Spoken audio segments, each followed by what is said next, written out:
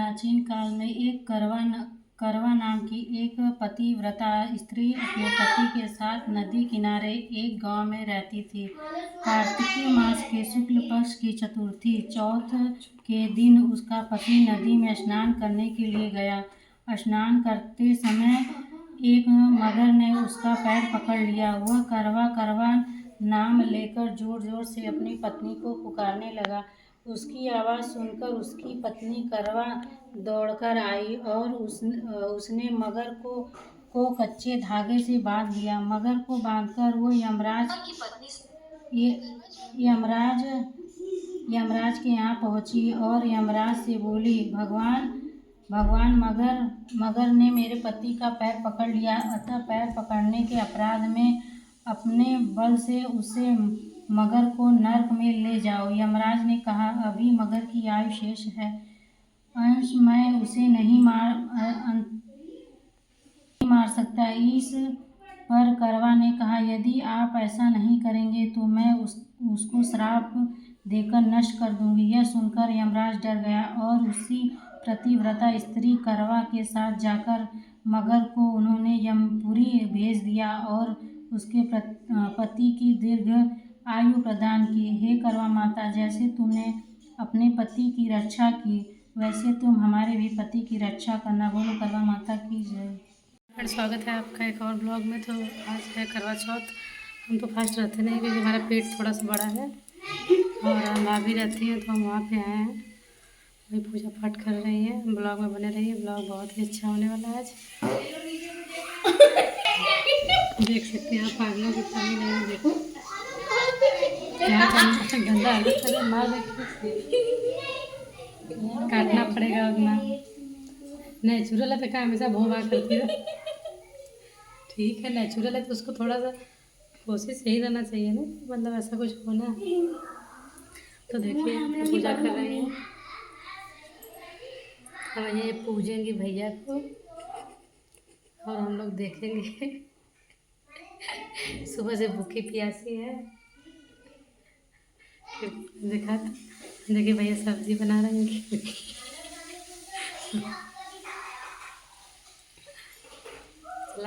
से 7 लड़के और 1 लड़की थी। सेठानी के सहित उसकी बहुएं और बेटी ने करवा चौथ का व्रत रखा। रात्रि को साहूकार के लड़के भोजन करने लगे तो उन्होंने अपनी बहन से भोजन के लिए कहा, पर इस पर बहन ने अभी चांद नहीं निकला है, उसके निकलने पर अर्घ देकर भोजन करूंगी। बहन की बात सुनकर भाइयों ने क्या काम किया कि नगर से बाहर जाकर अग्नि जला दी और छन्नी ले जाकर उसमें से प्रकाश दिखाते हुए उन्होंने बहन से कहा, बहन चांद निकल आया, अर्घ देकर भोजन जीम लो। यह सुन उसने अपनी भाभियों से कहा कि आओ तुम भी चंद्रमा को अर्घ दे लो, परंतु वे इस कांड को जानती थी। उन्होंने कहा, बहन जी आप अभी चांद नहीं निकला है, तेरे भाई तेरे से धोखा करते हुए अग्नि का प्रकाश छन्नी से दिखा रहे हैं। भाइयों की बात सुनकर भी उसने कुछ ध्यान न दिया और भाइयों द्वारा दिखाए प्रकाश को ही अर्घ देकर भोजन कर लिया। इस प्रकार व्रत भंग करने से गणेश जी उस पर अप्रसन्न हो गए। उसके बाद उसका पति सख्त बीमार हो गया और जो कुछ घर में था उसकी बीमारी में लग गया। जब उसको अपने किए हुए दोषों का पता लगा तो पश्चाताप किया। गणेश जी की प्रार्थना करते हुए विधि विधान से पुनः चतुर्थी का व्रत करना आरंभ कर दिया। श्रद्धा अनुसार सबका आदर करते हुए सबसे आशीर्वाद ग्रहण करने में ही मन को लगा लिया। इस प्रकार उसकी श्रद्धा भक्ति सहित कर्म को देखकर भगवान गणेश उस पर प्रसन्न हो गए और उसके पति को जीवन दान देकर उसे आरोग्य करने का पश्चाताप धान कर दिया। इस प्रकार जो कोई छल कपट से त्याग कर श्रद्धा भक्ति से चतुर्थी का व्रत करेगा वह सब प्रकार से सुखी होते हुए कलेश से मुक्त हो जाएगा। करने का उपाय पूछने लगे। द्रौपदी ने कहा, हे सब जगत के नाथ, आप मुझे कोई ऐसा व्रत बताने की कृपा करें जिसके करने से सभी विघ्न नाश हो जाएं। श्री कृष्ण जी ने कहा, हे महाभाग्य श्री पार्वती जी, भगवान शंकर जी से यही प्रश्न किया था। तब श्री शंकर जी ने पार्वती से जो कहा था, हे वरराह, वही करके चतुर्थी का व्रत मैं तुमसे कहता हूँ। तुम ध्यान पूर्वक सुनो, जो सब प्रकार के विघ्नों का नाश करने वाला है। श्री पार्वती जी ने कहा कि भगवान, वह करक चतुर्थी का व्रत किस प्रकार का है तथा उसका विधि क्या है, और पहले भी इस व्रत को किसने किया? शंकर जी बोले कि पार्वती जी, अनेक प्रकार के रत्नों से शोभायमान चांदी और सोने के भाव से भरे वृद्ध पुरुष से सुशोभित लोगों को वश में करने वाली दिव्य स्त्री से शोभायमान, जहाँ पर सदैव वेद ध्यान होती है, ऐसे स्वर्ग से भी मनोहर परम रम शुक्रपाथिक पूरी दिल्ली शहर में एक वेद शर्मा नामक ज्ञानी ब्राह्मण रहता था। उसकी पत्नी का नाम लीलावती था। उसके महापरिक्रमी 7 पुत्र और संपूर्ण लक्षणों से युक्त वीरवती नाम की एक कन्या उत्पन्न हुई। उसकी आंखें नीली कमल के समान और मुख चंद्रमा के समान।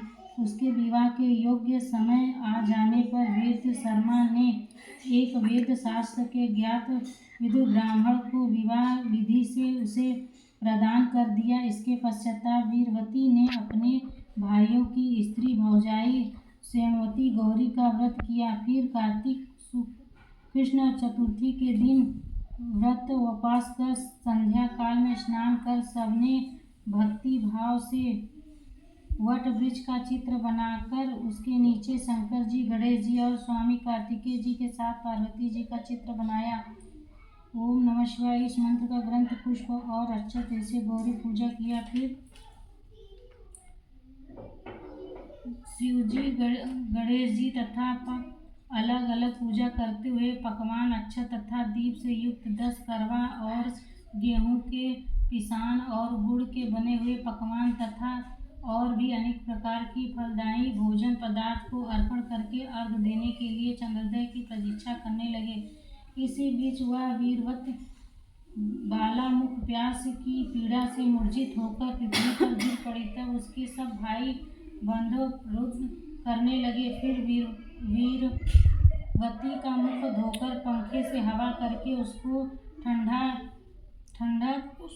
बांधने लगे। अब चंद्रमा उदय होने वाला ही उसका भाई चिंतायुक्त होकर एक महान वट वृक्ष पर चढ़ गया। बहन के प्रेम से दुखी उसके भाई ने जलती हुई लुकार लेकर चंद्रमा के उदय होने का बहाना कर दिखाया। उसने चंद्रमा का उदय जानकर दुख का त्याग करके विधि विधान से अर्घ देकर भोजन कर लिया। इस प्रकार व्रत के दूषित हो जाने के कारण उसका पति मर गया। जब वीरवती ने अपने पति को मरा हुआ देखा, पुनः शिवजी का पूजा करके 1 वर्ष तक निराहार व्रत किया। वर्ष के समाप्त होने पर करक चतुर्थी का व्रत उसकी भौजाई ने किया। वीरवती ने भी पूर्वता विधि से व्रत किया। जब उस दिन देव कन्याओं के साथ इंद्रियों वहाँ एक करक चतुर्थी का व्रत करने के लिए स्वयं स्वर्ग से आई और वीरवती के पास चली गईं। तब वीरवती ने इंद्रियों से सब बातें पूछी। तब वीरवती ने कहा कि जब मैं करक चतुर्थी का व्रत करके अपने पति के घर आई तो मेरा पति मृत्यु को प्राप्त हो गया। मैं नहीं जानती किस पाप के कर्म से मुझको ये फल मिला है। हे मातेश्वरी, हमारे भाग्य से आप यहाँ आ गई हैं, सो मेरे पति को जीवित करके मुझ पर कृपा करें। इंद्राणी ने कहा कि सुगतिवर्ष से जो तुमने अपने पति के घर में करक चतुर्थी का व्रत किया था, तो बिना चंद्रमा के उदय हुए ही तुमने अर्घ दे दिया। इसी से व्रत दूषित हो गया और तुम्हारा पति मृत्यु को प्राप्त हो गया। अब तुम यत्न के साथ इस करक चतुर्थी का व्रत करो। तत्पश्चात इस व्रत के प्रभाव से मैं तुम्हारे पति को जीवित कर दूंगा। श्री कृष्ण कहने लगे, हे द्रौपदी, इंद्राणी के वचन सुनकर वीरवती ने विधि पूर्वक व्रत किया। इस प्रकार उसके करक चतुर्थी का व्रत करने से इंद्राणी ने प्रसन्न होकर जल द्वारा अभिषिक्त कर उसके पति को जीवित कर दिया। वह देवता के समान हो गया। इसके पश्चात वीरवती अपने पति के साथ घर आकर आनंद करने लगी। वीरवती के व्रत के प्रभाव से उसका पति धनवान पुत्र तथा आय को प्राप्त हुआ। इसलिए तुम भी इस प्रकार व्रत को यत्न पूर्वक करो। सूत जी कहने लगे कि हे ऋषियों, इस प्रकार श्री कृष्ण के वचनों को सुनकर द्रौपदी ने इस करवा चौथ के व्रत को किया, जिसके प्रभाव से समाम में कौरव को जीतकर अतुलनीय राज्य को प्राप्त हुआ, जिससे उसका सब दुख जाता है।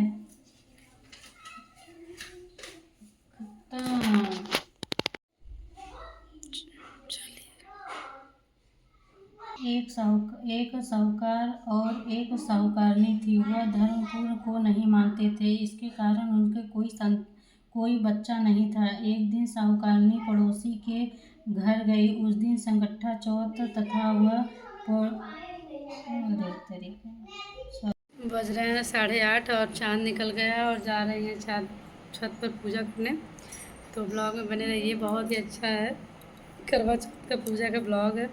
इस ब्लॉग में मैं सारी कहानी सबके साथ डालूँगी।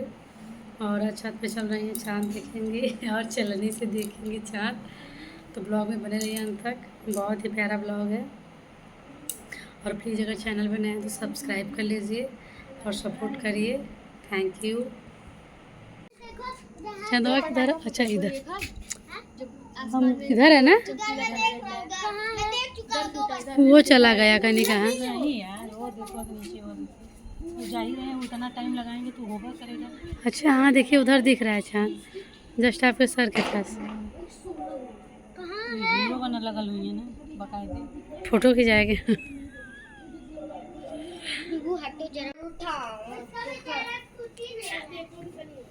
इस पे रख दो ना, इस पे रख दो।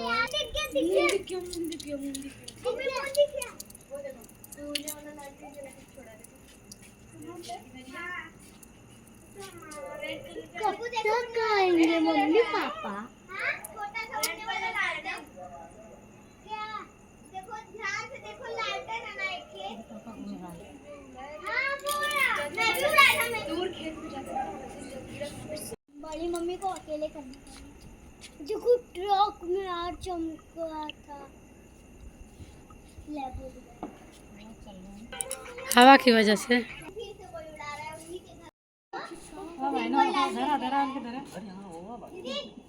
चला करा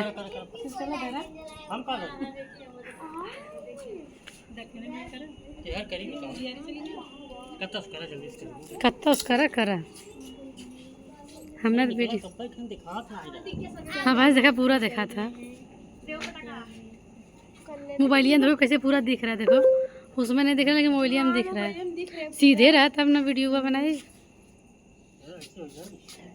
नहीं ऐसे ही सही रहे ना, पूरा पश्चिम ऐसे ही सही आई। चला माला पहने, ताले बजा देना, धीरे धीरे बजाना, हल्ला नहीं। फोटो नीचे हो गई, यहाँ फोटो हटाओ। देखो वो आ रहा है, मत करो। देखो इस पर आ रहा है ना, तो हटाओ। देखो साफ आया ना।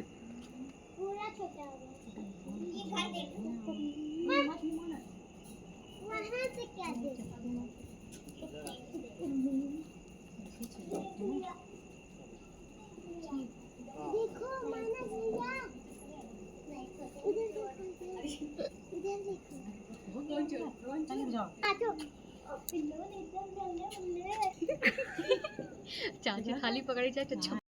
चलो पूजा पाठ हो गया, सब लोग नीचे चलो।